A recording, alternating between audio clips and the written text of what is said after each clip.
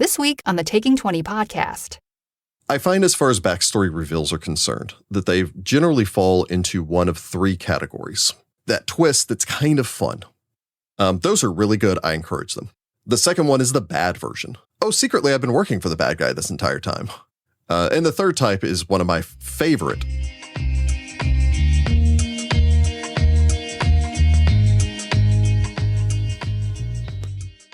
Welcome to the Taking 20 podcast, episode 190, an interview with Rick Sandidge of Find the Path Ventures.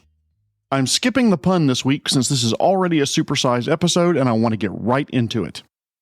We chatted for about 2 hours during the interview and he provided such a wealth of information.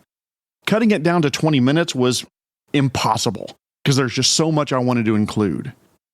My regular listeners know that I hardly ever do interviews, and I only bring on people who I believe to be interesting and knowledgeable about tabletop RPGs. Rick definitely fits this bill, and I was thrilled to speak with him. He's an experienced GM and can bring a great perspective, especially when it comes to character backstories in your game. Rick is the GM of 3 current podcasts and streams for Find the Path Ventures, who publish live play podcasts along with the other cast members, Heather, Jessica, Jordan, Rachel, and Ross. Rick, thank you so much for coming on the podcast. How are you today? I am fantastic. Thank you for having me. Let's do the lobbed softball opening question that we usually start these things off with. Tell me a little bit about yourself. A little about myself. Yes. I am Rick Sandidge. I'm the host and game master for the Find the Path Ventures. So I am the game master for the Mummy's Mask podcast, which finished up at the tail end of last year, 222 episodes of that. And as well as the War for the Crown podcast, which is the new one that is released for our Find the Path podcast feed. As well as Hell's Rebels, which is our 2E conversion of the 1E Hell's Rebels Adventure Path, which is on our Find the Path Zents feed. And then Tyrant's Grasp, which is our actual play that's available on our Patreon for Patreon backers at the $5 and up tier. What is the link to your Patreon, by the way? It's patreon.com/Find the Path. So I was reading on your bio on find-path.com that you started playing games with the D&D basic set number of years ago. I won't say what X is because I think you and I probably started playing about the same time. So I guess the question I would have is, what was it about D&D that captured your imagination when you started playing it? Captured my imagination. For those people who have listened to any of our shows, I am a big fan of literature in general. And so I've always loved fantasy. I've always loved science fiction. I grew up, as so many kids from the 80s did, in that peak time of these amazing cartoons that explore these fantasy, Thundercats and He-Man and all of those really classic things, as well as, a love of Star Trek. Of course, Next Generation was the show that initially made me love all things science fiction. And of course, video games and such. And so like all children, I basically kind of imagined myself in the same sort of world and setting that you want to immerse yourself. And I think RPGs in general and TTRPGs and old school D&D and now Pathfinder appeal because it kind of creates a framework for these collaborative worlds. I can't remember. I'm trying to think back. I'm wanting to say I was an angsty kid back in the 90s and playing Vampire the Masquerade and all those old school World of Darkness games. And there was one, I wanted to say it was Vampire the Masquerade had a thing that said that what tabletop RPGs do, or what RPGs do, is let you play out these fantastic scenarios like kids naturally are inclined to do, playing things like Cops and Robbers or whatever you will, but it has rules so that you don't get into those debates of, well, I shot you. No, you didn't. Yes, I did. And instead you can actually point down at a dice and go, well, like, no, I shot, I hit your armor class. You can see it right here. And so I think it always appealed to me because it's both a creative effort, and I consider myself a creative person, and it's also a collaborative effort. So it's something you can do with friends, and it also involves structure. And I like things, even if I don't always have full control over my life, I like things structured. Yeah, I have to admit, whatever it was, one of my mom's friend's sons that I barely knew said, "Oh, do you want to try this Dungeons and Dragons thing that we bought?" And it was me and two of his friends in a little home adventure that he had made. And next thing I know, it's like blink, and it's a few decades later. And fast forward through the Satanic Panic and all the other things that kind of came along with it. And I'm still playing it. So evidently, it must have made an impression. Yeah, it's again, I dipped my toes in really early on. And it is always that thing. It's that joke about starting tabletop games is like getting into drugs. You have to know a guy. And then that's kind of how it was, where, I had a cousin of mine, bring me into playing tabletop RPGs. And that's always the thing. It's always a cousin or an uncle or something that gets you into it. I played that for a little bit, and then I really fell in love with the classic CRPGs. Mm-hmm. Baldur's Gate, Icewind Dale, Baldur's Gate 2, all those really classic games. And as time passed, I started discovering other games, and it wasn't really until 3.0 came out when they had those big flashy books, and that was the point where it reached. I guess it gotten far enough away from the Satanic Panic time that you're talking about that you could find those in a Spencer's, which I don't know, or not. Oh, yeah. Well, Spencer's I think also carried them, but you could also find them in even things like a Walden Books and things like that, where before you had to go to like a specialty place. You had to go to this little out of the way place that, looked a little sketchy. And but you knew they had that plus miniatures, plus dice, plus everything else. Yeah. Yeah. Oh yeah. Good times. Okay. So I have to ask an aside, since you kind of started talking about, early gaming. Yeah. Do you remember the first character that you played? I do. It's a very tragic story. The first character I ever made was a halfling thief. And so, back before you had rogues, when you just had thieves, I made a halfling thief. I probably spent about 4 hours making this character, 4 or 5 hours making this character. And it was for a game group that was already in progress. I wanted to say that they were 4th, maybe 5th level. But it was that, like, if you're making a new character, the character has to come in at first. And so I spent all this time, I made this character. It started out, the rest of the party was camping on the road. I was walking down the road. I don't even remember what the scenario is. I can't tell you this character's name. However, a wormling red dragon jumped out of a bush at me. And so I was like, all right, well, I guess I'm going to fight this thing. And so, it lets out a roar, and then the game master or the dungeon master's like, oh, the rest of you hear this roar thing. And one of his friends that was at the table, who was playing, I think the party fighter, was like, I am not running down there without my armor on. And so okay. I'm as a halfling thief soloing this tiny little dragon while they're apparently getting the fighter's armor on. And long story short, by the time they got down there, I was dead. So that was my first character. Following that, I made a human paladin. Very good. And of course, the tragedy is, like you mentioned, is that you spent 4 hours on it. And I mean, you probably had an idea about where he came from. And fantastic. It was unabashedly somewhat of a knockoff of Proto. Just because you remember the classic old school animated Hobbit, or it wasn't Hobbit, it was The Lord of the Rings, that had like the Frodo of the Nine Fingers song and all the rest of that. Yep. So I remember watching that, and then that was kind of my inspiration for, I want to be the thief. That's okay. To tell you how uncreative I was back then, my first character was a human fighter. Can you get more generic and boring? I love a good human fighter, don't get me wrong. Oh, especially as the additions have gone on, and the flexibility of the fighter class now is just something just amazing. But oh yeah. Anyway, thank you. That's I always like asking people their very first character, because your origin story. You'd be surprised how many of them come back with, oh yeah, and that character died almost instantly. I think it's part of the learning process. I think it's somewhat indicative of old school gaming versus modern gaming, because a lot of the modern stuff now, you'll at least get through, they'll usually get you through a couple simple fights before they really want to deliver that killing blow. And you have the modern changes for things like Pathfinder 2nd Edition introducing hero points. Mm-hmm. That gives you a chance to kind of get out of these death situations, which I appreciate, because I think, character death should be more of a shocking storytelling moment. Right, not just, oh, hey, your first character is here, it's dead. What do you want for your second character?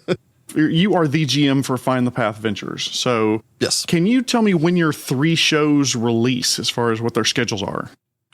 So, right now, War for the Crown is on our Find the Path podcast feed. So that was the feed that was Mummy's Mask until we completed the Mummy's Mask campaign at the tail end of last year. And Then we launched with War for the Crown, and then War for the Crown was started January 3rd, I believe it was. And it's about 30 episodes out, 30, 40, something in that neighborhood, depending on when this drops. And that one releases every Tuesday. Hell's Rebels, which is our translation of first edition Hell's Rebels to second edition, is every other Wednesday. Eventually, our goal is to get it to an every Wednesday thing, but that is a Patreon goal, but we have not quite reached yet. And then Tyrant's Grasp is available on our Patreon feed, and that one releases basically every Monday. Okay. And, or at the very least, it will be releasing every Monday starting in September, as we have recently reached the $5,000 a month tier for that one. So that's where we'll be releasing it on an every single week basis, which I'm not going to lie. I am so thrilled for that, because I don't like to pick a favorite child. But God, is Tyrant's Grasp good. And not just because the story's good, because everyone delivers on such a dark and a horrifying story. And every single week the players are delivering, and the idea that we went 100 episodes on a bi-weekly process, and now being able to go weekly for it makes me so excited, because I'm always eager to play that so much. Congratulations on reaching that milestone, by the way, for your Thank you. For the Patreon. That's amazing. Yeah, it's of course thanks to all the people that are willing to open their wallets and show their support and everything else. And again, 7,500 is our goal for bringing Hell's Rebels weekly, which is the next thing we're shooting for, and a thing that I am also very, very excited to do. Well, I can attest to the quality of Hell's Rebels, because I have been soaking in it until my fingers go pruny, I guess is a good way to describe it, because I'm one of those that when I start listening to a podcast that has many, many episodes, I can't just, I'm just going to take my time with it and, eventually I'll catch up. No, all my commute and on my lunch break and everything else, I'm consuming episodes because I'm desperate to try to get caught up, because I know you've got two other shows that I want to listen to. So, well, thank you. I'm trying to get caught up. Hell's Rebels is fantastic. I have to admit, I am enjoying, pardon the term, the hell out of it. It is very good. I appreciate the compliment, and I am very fortunate to have an amazing group of players. So they bring their A game every time. Well, you have a lot of games going on. You're GMing 3 different adventure paths at this point. I mean, do you find any time to play? So generally speaking, unfortunately, no. Right now is a bit of an exception, because I do actually get to play in the special that we're going to be doing, which is the second season of Tales from Dark Moon Vale. Tales from Dark Moon Vale was the short series that we did whenever we first started playing around with the 2E rule set. So it was right towards the beginning of the pandemic.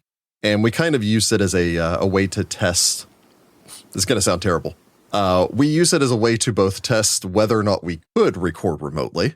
Also test all the new audio equipment we were getting, because we just launched our Patreon and just had money to upgrade from the, $65, $80 microphones that we're using to much better microphone equipment, and was also our chance to test out the 2E rule sets. So we did the first season of that, which was 9 episodes, and it was a whole lot of fun, and I very much enjoyed playing my Dwarven champion. And we kept promising, we're going to bring it back. We're going to bring it back. We're going to bring it back. Everyone kept commenting. They're like, we really love this tiny little series. Ross, who's a player in Hell's Rebels, is the game master for that. And nice. So, and I've been playing games with Ross for years and years. And so if I'm willing to relinquish my seat to anyone, it would certainly be him. But outside of the fact that we're going to be releasing the second season of Dark Moon Vale, no. I play video games. I do enjoy video games. It's kind of my way to turn things off when I'm done with things. When we first started Mummy's Mask, actually, I was still playing something. We were actually still playing through Carrying Crown, another adventure path, which Ross was running for us. And one of the most common things I would hear every time that we sat down to play Carrying Crown was we would sit there, we would play, and then after every great joke or shocking moment, and inevitably it was almost always Jordan, would say, why aren't we recording this? Mm-hmm. And I think that was kind of the point that I realized that almost everything that we played would eventually be recorded from that point on. We finished up Carrying Crown. or we were still doing Mummy's Mask, and then we launched Tyrant's Grasp, which is actually part of the reason that Ross joined us for Tyrant's Grasp. And then we launched Hell's Rebels, and now we've launched, War for the Crown after Mummy's Mask. And we've just kind of accepted, well, we're going to be playing anyway. Mm-hmm. And if we're going to be playing, we might as well be producing content. So, yeah.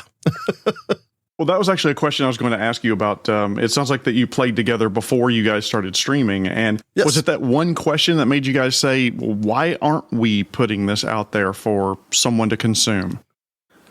So I started actually listening to actual plays myself after I'd moved. I'd moved from one place to another. And my commute to work became substantially longer. I live in Dallas, over in Texas. And the traffic here is not Houston bad, but it's definitely not good. No offense to any of our Houston listeners. I mean, I've got family down there and everything else, so I'm well aware of how bad the traffic in Houston is. But when I started listening to all these actual plays, I enjoyed more than a few of them. I could point to a number of actual plays and tell you how phenomenal they are. And they're going to be the names that most people recognize. I would find myself, however, occasionally, I noticed some of them didn't have what I was looking for. Mm-hmm. And sometimes that was a lack of rules knowledge. Sometimes it would be too many comedic tangents or character tangents that would go on too long, a lack of direction in the story, a game master that didn't take control of the group. One of the most common ones I kept running into was because of the popularity of streaming, a lack of editing. And that just kind of, I sometimes feel like if something is very poorly edited, it's almost a little disrespectful of your time. And so I had basic understanding of audio work and all the rest of that stuff. I'd been doing some independent film work and all the rest of that with a friend of mine, Dean, who helped us. We'd already had our YouTube channel that we were doing some work on. And I kind of came to the ridiculous decision of how hard could this be? And let's go ahead and just try this ourselves. Like, I really enjoy our games. I've been told by anyone that's ever set in on any of our games or anyone that's even joined temporarily in our games that we're a great gaming table. So I went to the rest of the gaming group and I said, hey guys, with no knowledge really of how big of a commitment I was asking for, but hey guys, what would you feel about taking our table's dedication to the game, our dedication to characters, our dedication to the story, and turning it into a podcast and putting it out there for other people to listen? And I brought it up, and I think everyone agreed, in large part because I think they didn't understand either how large of a commitment it was going to end up being. And in some of their cases, I think it was just, I want to play more games. So yeah, you're saying, let's play another game. Let's do this. Let's make this happen. And I had all the equipment, or I bought all the equipment necessary. So, I wasn't asking for an investiture from anyone that wasn't just their time. And yeah, we put it out, and I've always been pleasantly surprised by how quickly people responded to it. I don't think that we succeed 100% of the time. I don't think anyone does. But I've always tried to hold to the mantra of don't let perfection be the enemy of good. And we've set out with our goals. I think we adhere to a number of them. I think our listeners respect the fact that every episode we put out, I do not think it is our best episode, but I think it is the best episode that I could have done. Okay. I always think that, I could have gone further. I could have done something more here. But I think our listeners respect the fact that we are always trying our absolute hardest. Well, we are our own worst critics in a lot of ways. Oh, yes. Especially if you record, even if you're not recording for a stream, if you wind up recording your own session and you listen back to it, you'll think, oh, I could have done that better. Oh, that wasn't that NPC's voice. Where'd that come from? That kind of thing. So I think we are our own worst critics. But one thing I wanted to comment on is you mentioned bad editing kind of being a little bit of an indicator of a poor quality podcast. And fair or not, for me, it's poor audio quality. If it sounds like somebody is shouting through a hail of gravel to a microphone at the other side of a football field, the content could be great, but if it's just completely grating on the ears whenever you're trying to listen to it, it makes it tough to stick through it. That was one of the first things that jumped out to me about Find the Path is because I had listened to a few Let's Plays here and there, and I want to be perfectly honest, I knew nothing about Find the Path. Did a search for it, found the website. Oh, you guys are Paizo partners. Let's give this a listen. And I played the first episode and said, okay, these people are putting in the work, putting in the effort, and the audio coming through is really, really high quality. Let's see how the game is. It's like I'm sitting in with friends. This is fantastic. This is exactly what I'm looking for. Well, thank you. The advantage with Hell's Rebels was, and part of the reason that we wanted to put Hell's Rebels out there was, one, we wanted to have a show that was second edition after second edition Pathfinder launched. Two, it was because we were still in the midst of Mummy's Mask. And when we first started, I think I made a joke earlier where I was saying that we started with $60 microphones in a decently treated wound. I did the best that I could with the setup and the equipment that we had. And after about 20 or 30 episodes, we'd gotten sound treatment. We'd put, bass traps and acoustic paneling up and all the rest of that stuff. We'd learned different ways to mix the audio. And so, I've heard people say that like our first maybe 12 to 20 episodes are a little rough. And there were some people that said that turned them off early on. That and an entire controversy about the fact that I had a habit of putting things in a tentative past sense or tentative future sense, where instead of saying you walk over to the tree, I would say you would walk over to the tree. Mm-hmm. And I don't know, it was just a verbal tick. Right. And then people made me aware of it. And that was the thing. I was never aware of it before. And that was a type of criticism that I took in, I internalized, and I worked forward towards. And so, now we're using, $400 microphones. Mm-hmm. And, each one of us has an audio setup because we do have these amazing supporters through our Patreon, that when we got in that first flood of support, when we launched our Patreon, we invested all that in equipment. And so once we had all this new equipment, our first thing was, let's put out another show, in this case, the Find the Path Presents feed, which has our Hell's Rebels, that really illustrate this is the new equipment. This is us taking, at that point, 2.5 years of experience doing podcasting, and let's launch strong with a new show. And again, I think Hell's Rebels is a great show. I think the group really delivers on the character and really embodying the characters and delivering on the setting of that world. But the other thing that you were saying there was early on, we had a review that came in where we got a tagline that we actually use for our website, the find-path.com, where someone said that when they listen to us, it feels like actual people actually playing. And that's a great quote. Yeah. And we took that and, we tweaked it. I think it was Jessica tweaked it to actual nerds actually playing. And that was the thing is, we're as great as we are. And I do think we are, putting modesty aside, we are not professional voice actors. We are not professional comedians. We are two teachers, a software engineer, a librarian, and an X-ray tech. And, at the time I was a numismatist. So we're a bunch of people working desk jobs. And then in our free time, we were like everyone else, trying to carve out a small amount of time to get together with friends to, engage in this fantasy world. I think people kind of connected with that because we're people just trying our damnedest. And it does show through as well because, like I said, the audio quality is good, the editing is good. You mentioned that your players really do a good job of buying into Hell's Rebels, especially the world that it placed in and the like. Did any of your players have any performance or theater in their backgrounds before you started recording? Well, Jordan would love to tell you about his time in high school theater group. Mentions that periodically. I love the man. But he does. He loves to bring up the high school theater. Yeah, honestly, I think for all the rest of us, the answer, however, is no. Actually, I do have a funny story. I have a funny anecdote pertaining towards that. When I was a kid, way back in the day, I loved JRPGs. I loved the classic Final Fantasies, Chrono Trigger, all the rest of those games. And I used to co-play them with my younger cousin. And my younger cousin hated to read. He loved the games. He loved playing the games. He loved the big flashy lights and all the rest of that stuff.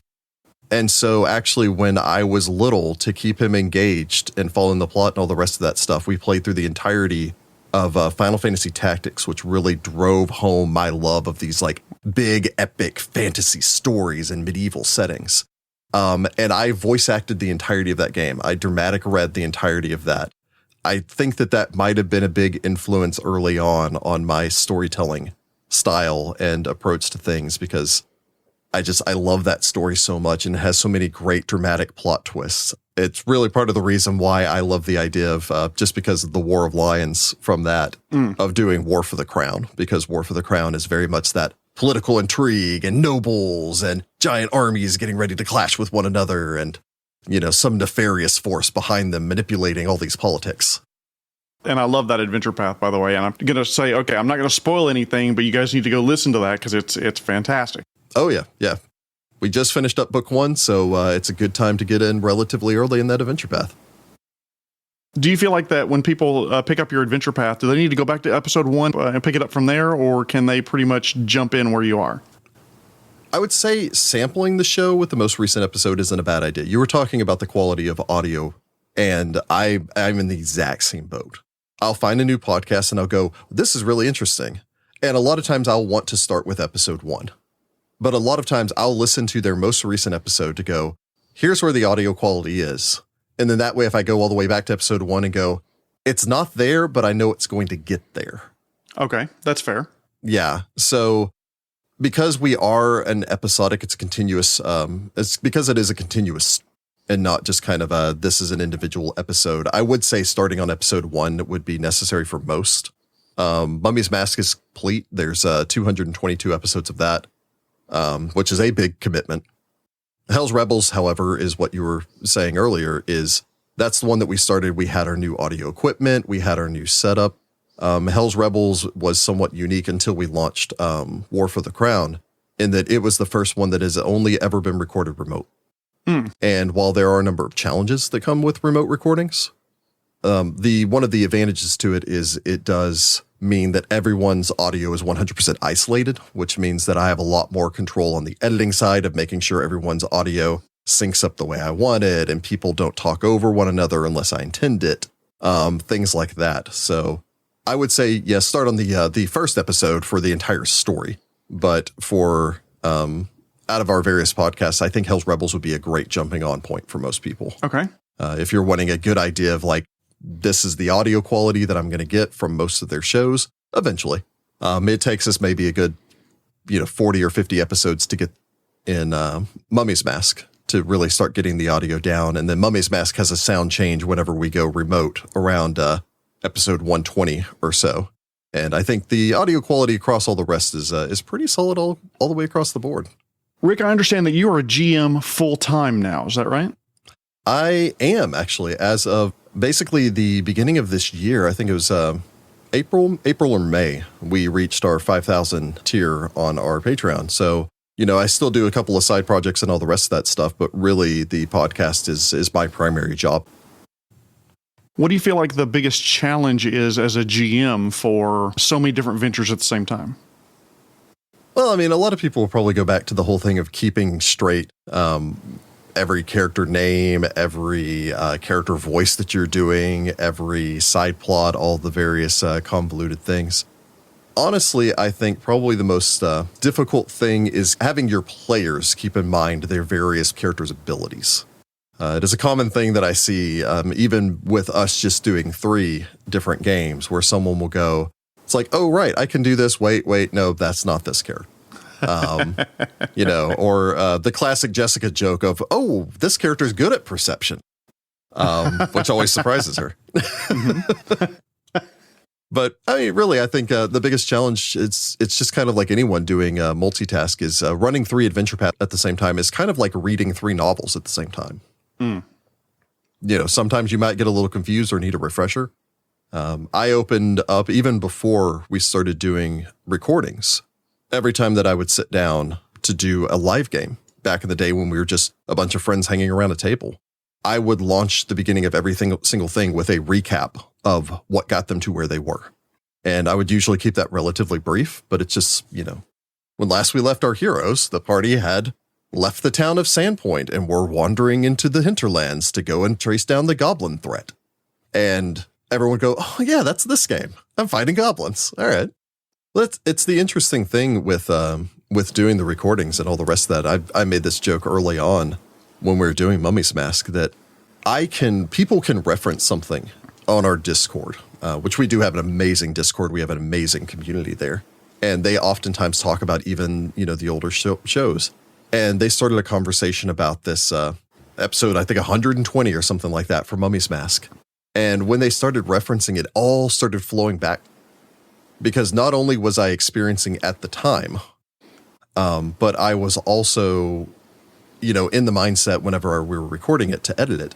And then after we were done, I edited it. Then, you do the first pass, you do your second pass, you add in all the audio and all the rest of that stuff, and then you release it. And I can remember Mummy's Mask with a greater degree of detail than I can remember the entirety of Rise of the Rune Lords. And I've run Rise of the Rune Lords from book 1 through book 6 3 times. Oh, wow. And I can tell you more about Mummy's Mask.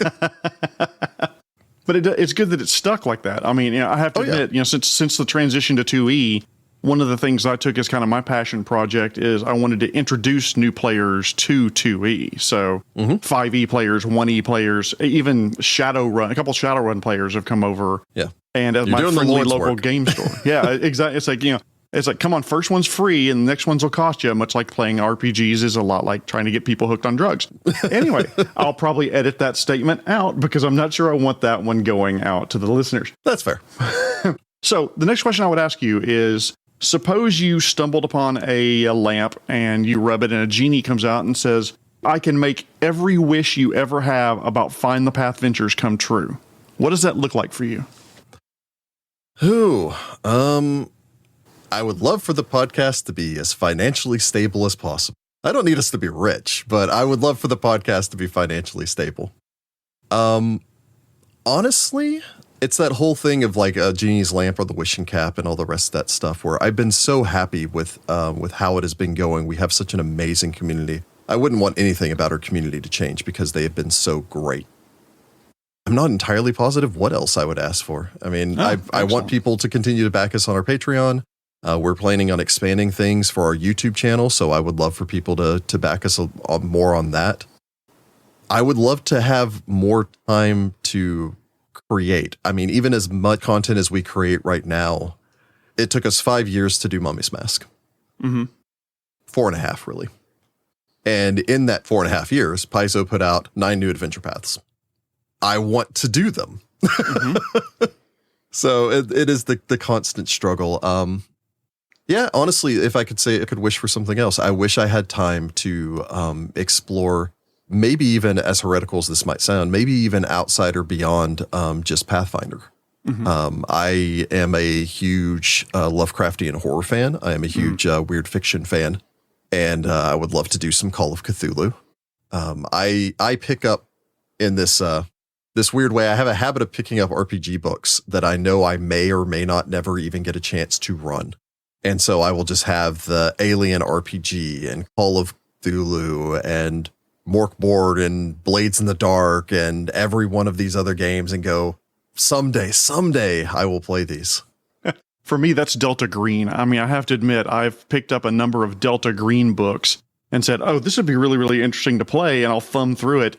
And what I wind up doing and using these other game systems for is stealing ideas to throw into my game because, this is set in 1980s United States. I can't exactly have everybody run in with M16s, but, we can make those, lizard folk shock troops or something like that and just kind of translate the idea over into the game world. So that's how I steal from there.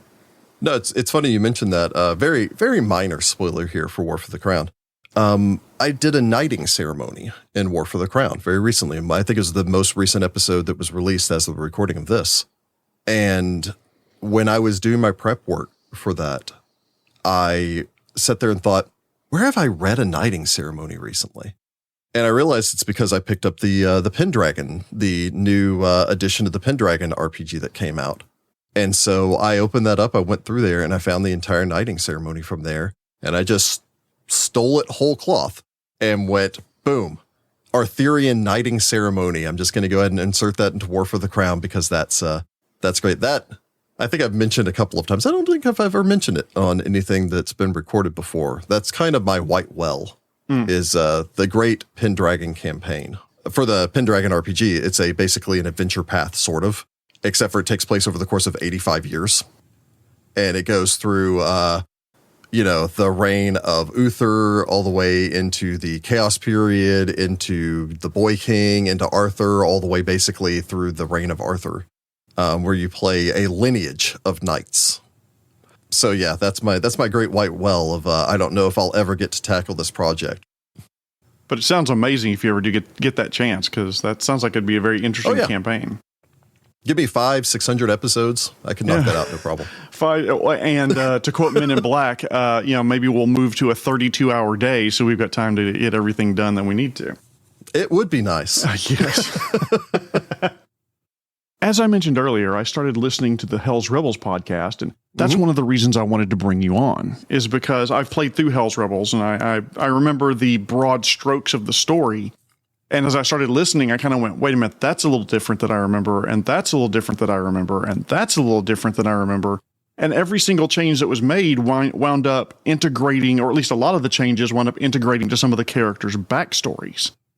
And I thought, that's superbly done, the way you kind of brought that in. So that's one of the reasons why I wanted to bring you on. Well, thank you. It sounds to me that you are very adept and very skilled at bringing in character backstories. I guess one thing I would ask is, what's kind of from a 50,000-foot view, what's kind of your philosophy or methodology for integrating character backstories into a game?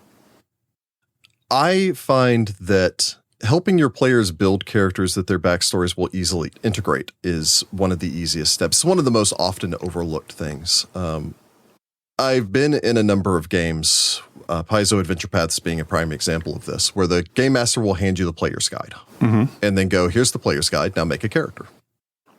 And that works well. However, the player's guides do tend to be very general.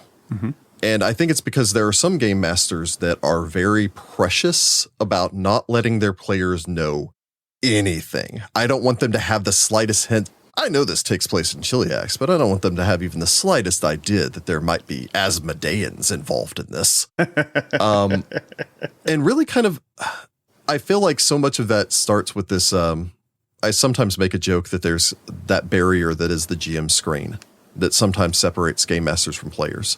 And is a positive and a negative.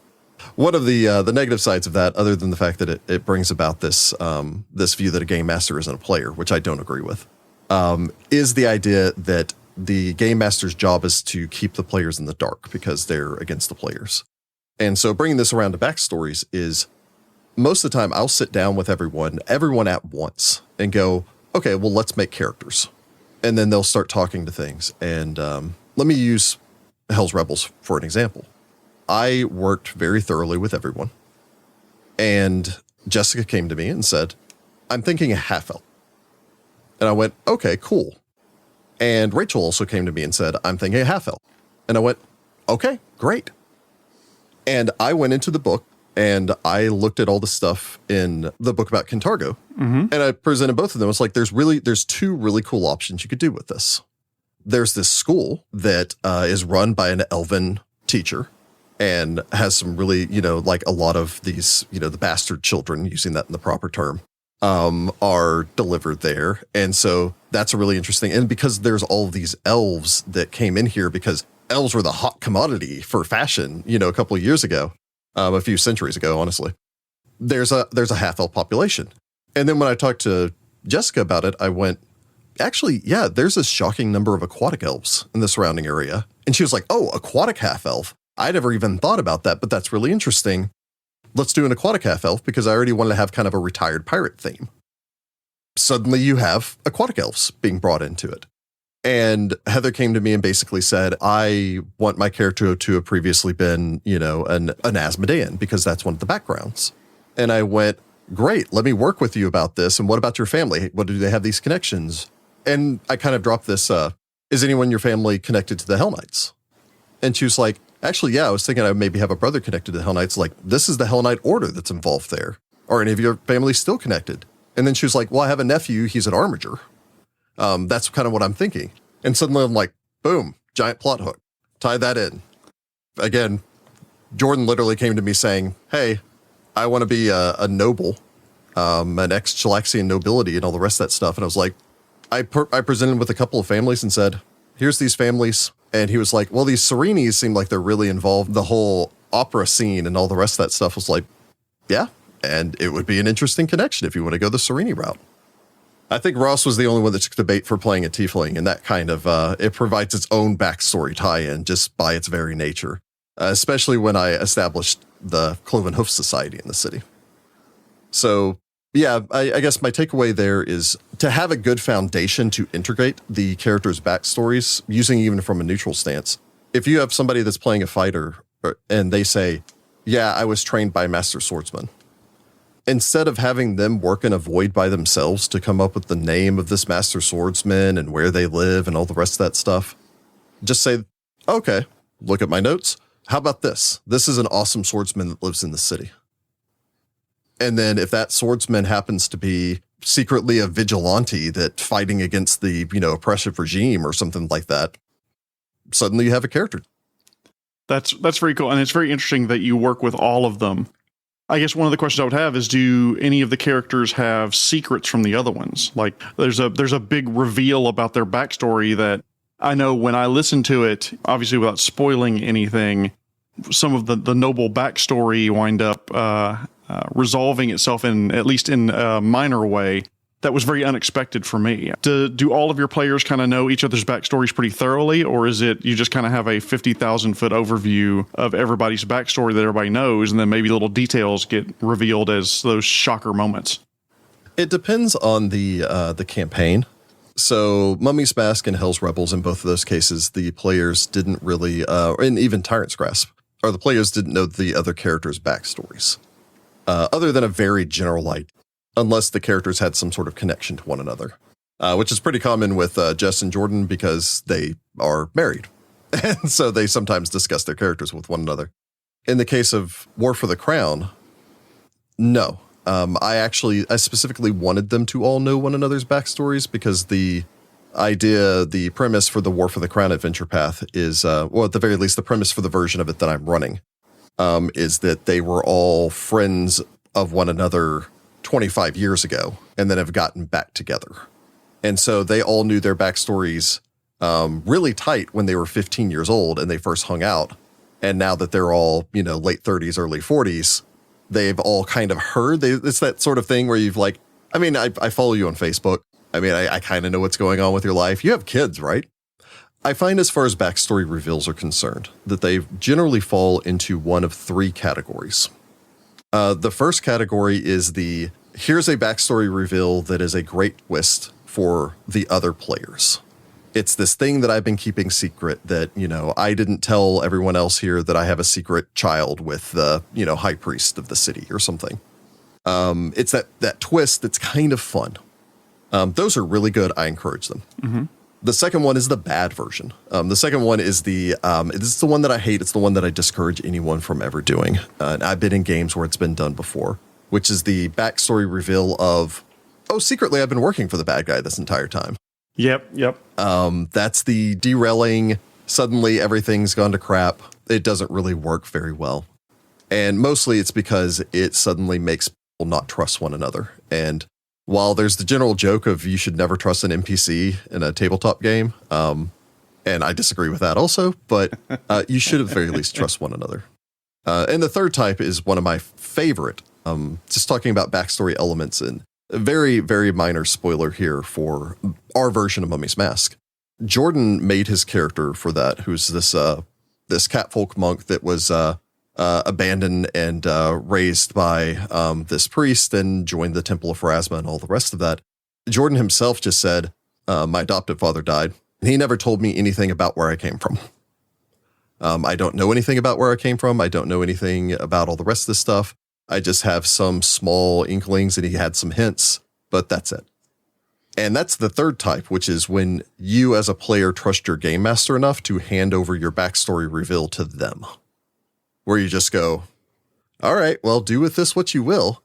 And suffice it to say, episode 50, actually, of our first run for Mummy's Mask, this is when Jordan's character's backstory came out. And I think you can tell how happy he was in that episode where he's just like, oh my God.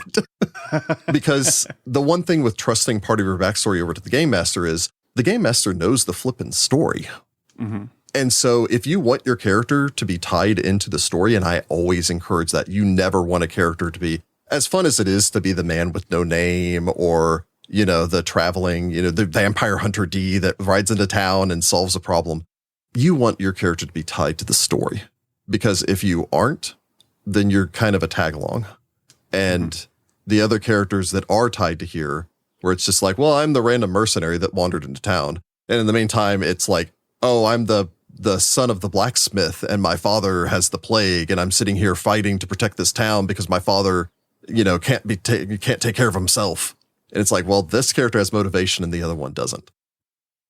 No, that's true. And tying the character tightly to the especially the place where the adventure is happening. Yes.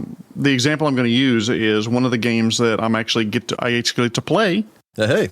Is we're running through Bloodlords. Oh yeah. And it's a ton of fun, that kind of thing. But one of the best things that the GM did was he basically said, okay, you need to find a reason for your character to be in Geb. And if you're undead, there's a very easy reason why your character is in Geb. But if you're not, if you're quick, you better find a really good reason why you're toughing it out in a land of undead where you are at best second-class citizen and at worst cattle. Yeah. I have a very controversial opinion here. Hit me. And this controversial opinion is the Pathfinder player's guides for the adventure paths are specifically written in a way that anyone can play any character that they want. And the problem that runs into that is if your character is not actually connected to the story, that character will never be as invested as a character that is otherwise. A good example, I feel like, is the second adventure path that ever came out, which is Curse of the Crimson Throne. Mm-hmm. Great adventure path. Absolutely love it. The collector's edition, well worth it. I've got 2 copies. When I first sat down and I told everyone to make their characters for it, I gave them the player's guide kind of overview, and that one actually has backgrounds in it that tie you all to basically say, this one guy effed you over. Mm-hmm. And you're all getting together to deal with this one guy. And I took it a step forward. And I told them, you have to make a character. Your character has to be from this city. And you have to be invested in this city. Mm-hmm. And that's it. You can make any other type of character you want, but the character must be from this town, and the character must want to help this town. Mm-hmm. And sometimes I feel like the inclination to allow a player to make any sort of backstory or background that they want sometimes inclines people to do I had this character idea, and my character idea was that, I'm a prophet of Calistrate from Druma. It's like, okay, cool. Are you, what are you? It's like, I'm a fighter. Okay. All right. That's fine. We're planning on doing Strength of Thousands, where you're going to be part of the Mogombian school of magic. It's like, all right, well, I'm not changing my character.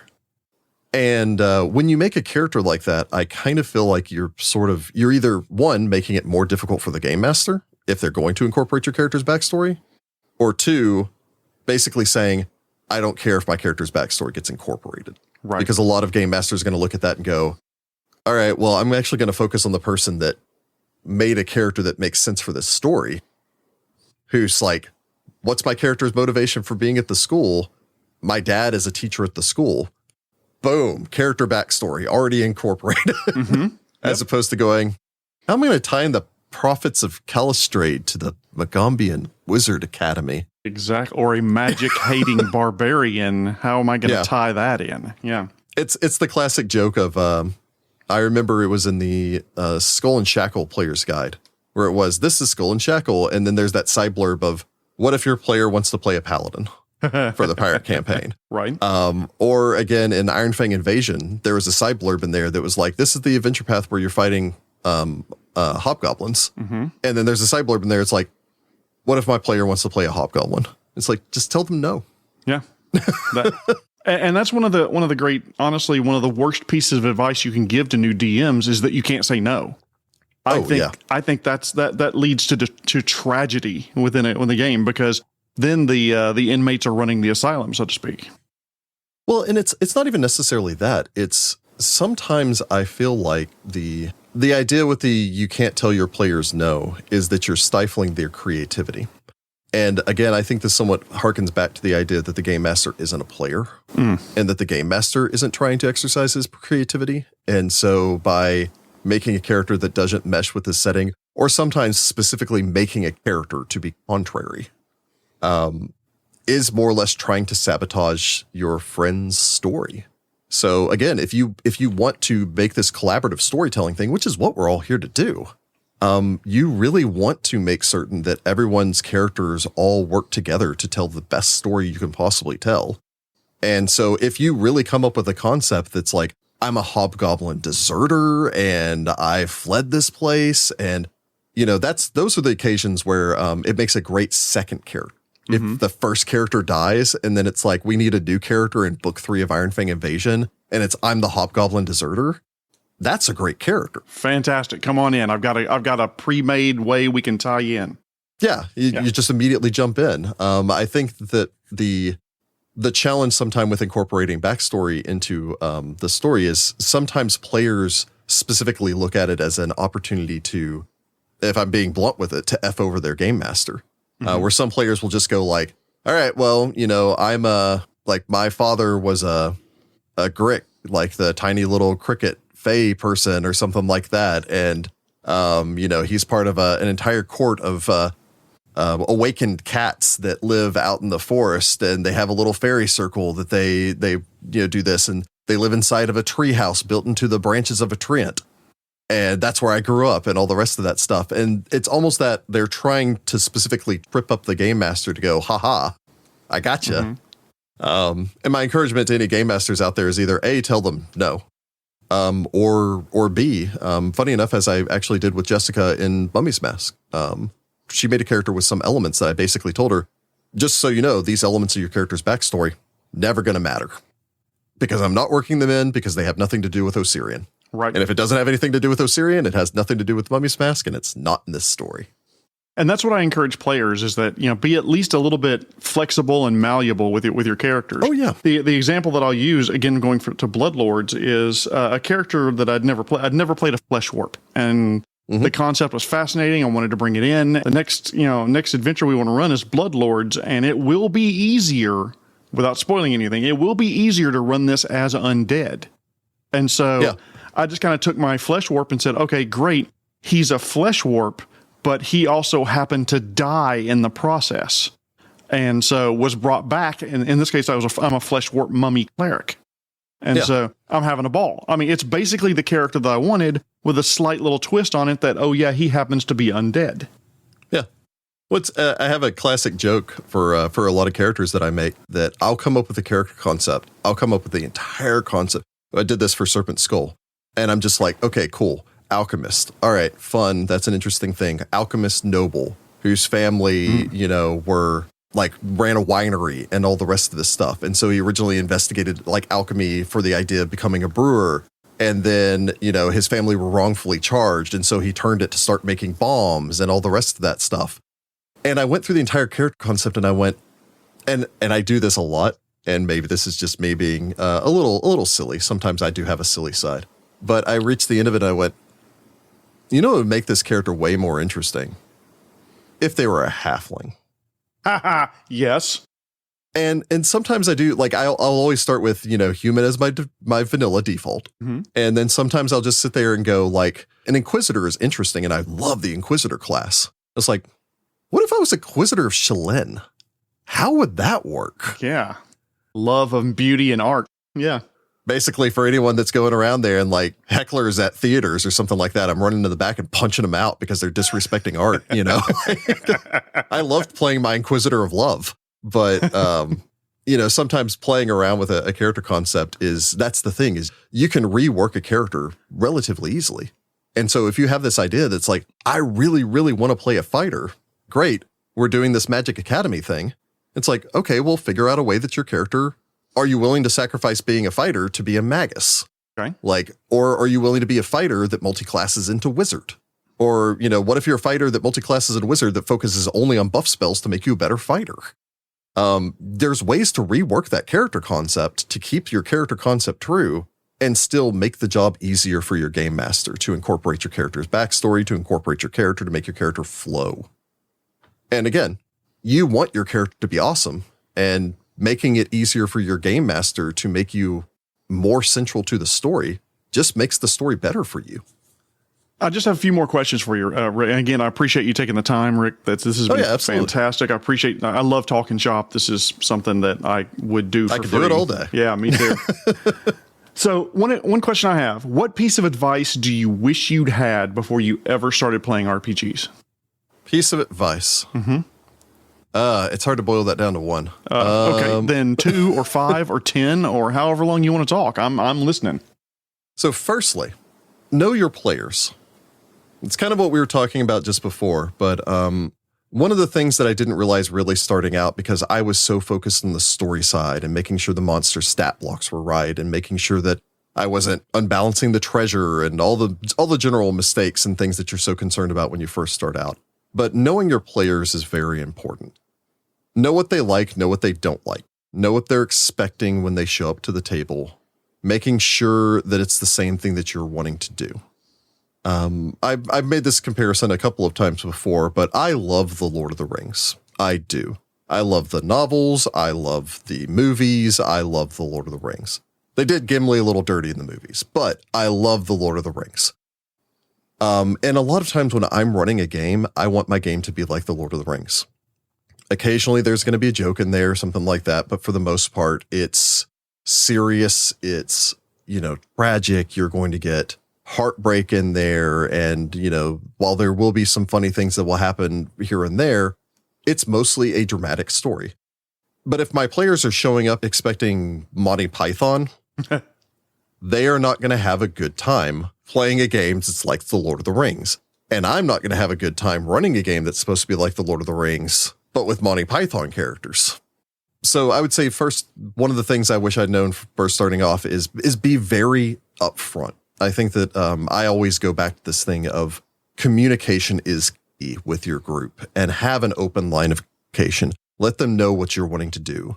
If you're going to go, I'm running Bloodlords, and I'm going to be running this funny, campy, I keep wanting to say Dawn of the Dead, but no, I'm thinking Evil Dead. This Evil Dead style. Yeah. This Evil Dead style, it's going to be kind of funny, and I'm going to be talking like Skeletor all the time because, skeletons have no lips or whatever it is. That's great. But if on the other hand, you're like, I really want to explore this dark, fatalistic nation where life is fleeting and unimportant and death is all pervasive and oppressive. You want to make sure your players know which one of those two versions of the stories they're getting into first. If I was going to give a second one, I would say, once you know who your players are, learn to pace your game around them. One of the most common things I hear people comment about is pacing concerns. If they're constantly looking for direction, as if the players don't know what the heck they're supposed to be doing, give them more structure. Sometimes some players, and I literally mean this by the players, some players have spent their entire day at work, in an office, running a business, making all these decisions. And they're like, I really don't want to puzzle my way through this entire complex thing. I just want to know where the next plot point is so that, I can enjoy role-playing with this NPC and buying some new awesome gear and shooting arrows at dragons. And if they don't want so much structure, if this is a group that you're like, we just want to show up and have a little bit of fun, and we're happy wandering around. We're basically happy playing a game like Skyrim, where we're just dropped in here. We're going to ignore the main quest and we're going to do side quests nonstop for the rest of this campaign. Then that's also great. And you make your pacing around that because that's what your players want. They are focusing on NPCs and sandbox stuff. There are 24 versions of Skyrim because sometimes people just love doing that sandbox game. So really understand what the pacing is, learn what kind of pacing that your group wants, whether or not they want it to be story focused or whether or not they want it to be, we're just going to sit here and if we get nothing accomplished today, except for we spent our 500 gold reward from our last quest, and we spent 4 hours buying gear and talking to funny shopkeepers and they're perfectly happy with it, great. Mm-hmm. But be certain that pacing applies to your entire group. Because if you have one player that really wants to get things done, and then you have two players that want to do nothing related to the plot, and then you have one person that's just kind of like, I just came here for the chips and to hang out with my friends, you do need to kind of figure out what's going to balance out that group. I always like to do things in threes, so I guess if for the third point, if you will, and this might seem incredibly counterintuitive for GM advice, figure out what your style is and stay true to it. Know yourself. If you stay true to your style and your players love long, detailed descriptions of every room, if they love that Tolkien thing where it's every rock and stick has a backstory, do that. If you'd rather focus on, if you are a person that's like, you know what I really love about Pathfinder? I love the combat. I love the minutia of it. I love moving miniatures around this battlefield and figuring out spell combinations. If that's what you as a game master like to do, we'll do that instead. A common thing that I see are people going onto advice things for Pathfinder, for Dungeons and Dragons, for every single game, and asking for advice on how to be a better game master and such. And that is good because you are trying to educate yourself. You are trying to forge yourself. But the most important thing at the end of the day is to stay true to the type of game master you want to be.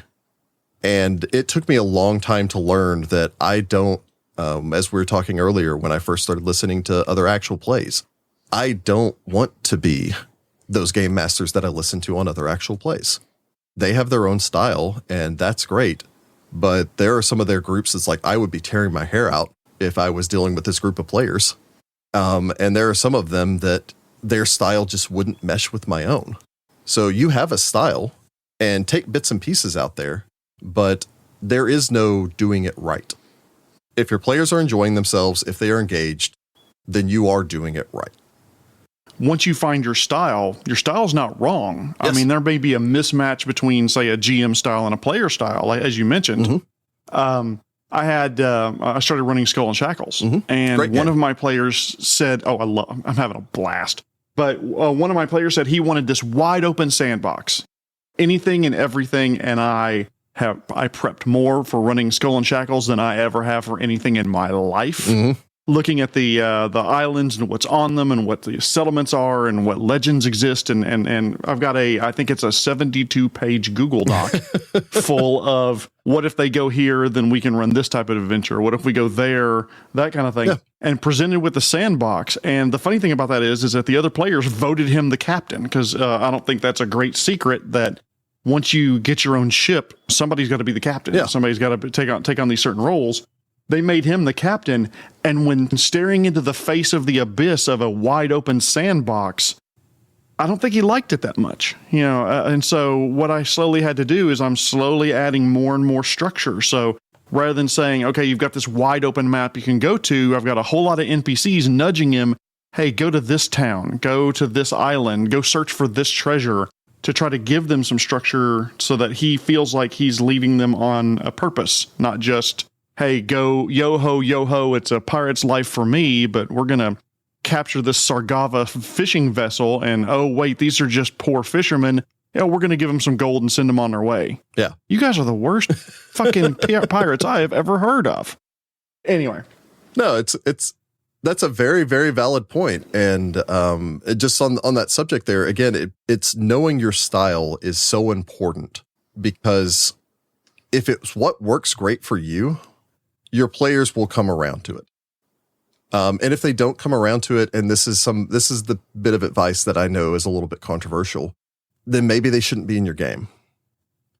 It's if what they are wanting isn't what you are wanting to deliver, then they need to find a group that works better for them. And it always sucks to say that, especially when you're talking about a group of friends. But it's always that you have the one skeleton at a feast kind of thing. No, Bloodlord's illusion or comedy intended by that. But you have that one person that's just kind of like, well, I'm just moping in the back because I'm waiting for combat to start because everyone else is doing this giant role play thing. And sometimes you just have to go, well, yeah, that's just kind of how it is. Also, if you want an extraordinarily controversial opinion here, just on the subject of what you're just talking about, I'm going to fire a couple shots here real quick. God of War 2018, categorically, in every single way, better than Breath of the Wild. Ooh, that is a shot fired. And I think the reason for that, and I like Breath of the Wild. I'm not saying it's a bad game, but Breath of the Wild is a game that is 100% about go out there, find your own thing, collect these things, take it in whatever order you want, and all of the rest of that. And God of War, I felt like 2018, Ragnarok stumbled in a couple places, but God of War 2018 was a masterpiece in pacing. Even when the pacing was slow, the pacing was deliberately slow. It was a wonderfully paced game that constantly kept the plot moving and kept the group engaged, or kept me engaged as a player, as opposed to Breath of the Wild, which I was constantly looking for direction because that's the kind of player I am. I'm the kind of player that goes, give me a list of all the side quests. I'll knock all the side quests out, and then I'm going to move on to the main quest because I have to 100% things. But at the same time, I need to go, okay, well, where am I going? What am I doing? And the joy of Breath of the Wild is finding it. Mm-hmm. However, I'm not one of those players that takes joy in, wandering around Skyrim looking for the plot. I want the plot to be presented, and then I want to actively pursue it like a ravening wolf. So yeah. And again, that's kind of what you're saying, that like once your players were dropped into this, this massive world of, okay, well, you're off the plateau. What are you going to do now? And it's like, oh crap. What am I going to do now? As opposed to some players do need the guiding. And if that's the type of game master you are, if you're the type of game master that goes, I've made you a course, don't be afraid of other people telling you that you're railroading. Don't be afraid of other people telling you that you're playing the game bad, wrong, whatever. If it is your style, it is your style. I've always said that if somebody has to leave your gaming group because it's a clash of styles, that's not a personal attack on you or them. No. That's not you're a bad DM or they're a bad player or it's a bad situation. It's just basically just a mismatch. And so basically to say, hey, have fun with your game. I don't enjoy this type of game. I'm going to go find something that's more akin to chess on a battle map than it is a lot of role play. That's fine. Yeah. It always makes me go back to the fact that in almost every relationship that I'm aware of, every couple that I know, that I hang out with, there is almost always, this is almost a universal truth. There are some exceptions. My own relationship is a bit of an exception. There is the one person that likes horror movies, and then the other person in the relationship that doesn't. I don't think that that's any real dig on the quality of the movie The Conjuring. The Conjuring is one of the best horror movies I've ever seen. However, some people, Jordan, for instance, despises horror movies. He wouldn't go see The Conjuring because he doesn't want to, which means that when horror movies come out, Jessica joins Rachel and I to go watch horror movies because some people just don't like horror, and that doesn't make them a bad person or make them dumb for not liking it. And it doesn't make you a bad person for liking it. And it doesn't make the movie bad for being a horror movie. Just some people like to clump all tabletop RPGs into one giant basket and ignore the fact that you have your goth phase for your World of Darkness, and you have your, weird fiction phase for your Call of Cthulhu, and your fantasy adventures for your Pathfinders and your Dungeons and Dragons. It is an amazingly multifaceted number of game systems, and just because you like one over another, or one is your preference, or one style is your preference, it doesn't invalidate any of the others. And you should find a group that works the best for the style that you have. I greatly appreciate all the time that you've dedicated to answering this goofy fat man, old man's questions. I love talking shop. Again, if I weren't sitting here with you right now, I would probably be sitting with Ross or Rachel or Jessica and Jordan. I would be sitting with somebody talking shop about Pathfinder. Do you have any parting thoughts on Find the Path Ventures or RPGs in general, or character backstories, or anything we talked about tonight?